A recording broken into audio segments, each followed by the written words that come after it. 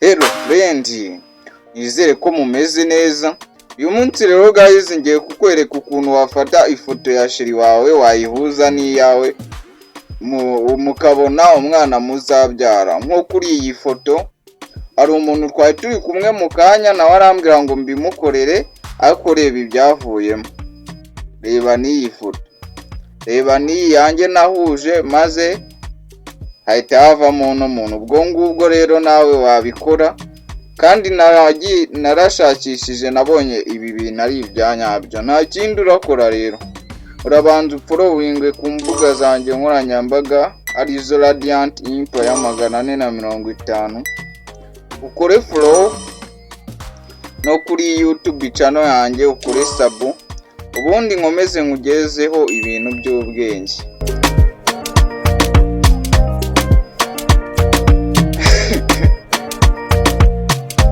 Noneho rero uragenda muri Play Store udownloading iyi app bita PK Baby Generator.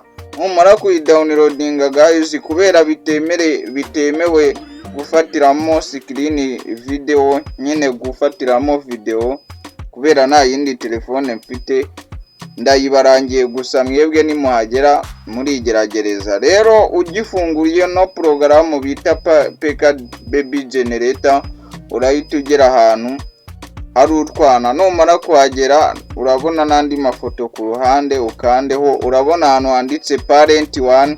Nubona kubona ahantu handitse parent 1 urahakanda, ushyireho ifoto yawe.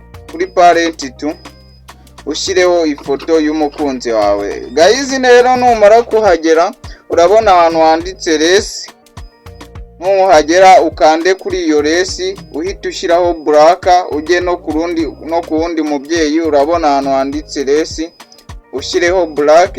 Numara kubikora guys, nta kindi urakora, urahita ujya naho ngaho handitse gender. Numara kuhugera ahantu handitse gender, urahita uza uhakore. Noneho uhita ushyiraho iti surprise. Noneho nibanga yuko ubikora, hari igihe babyanga nyine, urahita ukanda hariya handitse watch ad kugira ngo nyine ukomeze, kuko nyine ikorwa n'umuntu wishyuye. Ariko iyo ushaka kuyikoresha ku buntu uhita ureba ama ad, bigatuma bikorohereza ntiwishyure, ugakora ibyo ukora. Ubwo rero guys mubigerageze, kandi nimwibagirwe followinga Radiant Empire 450, mutere comment y'ibintu mushaka ko tubigisha, kandi mukore subscribe kuri Radiant Empire 450, munayisharinge n'abashuti banyu. Murakoze.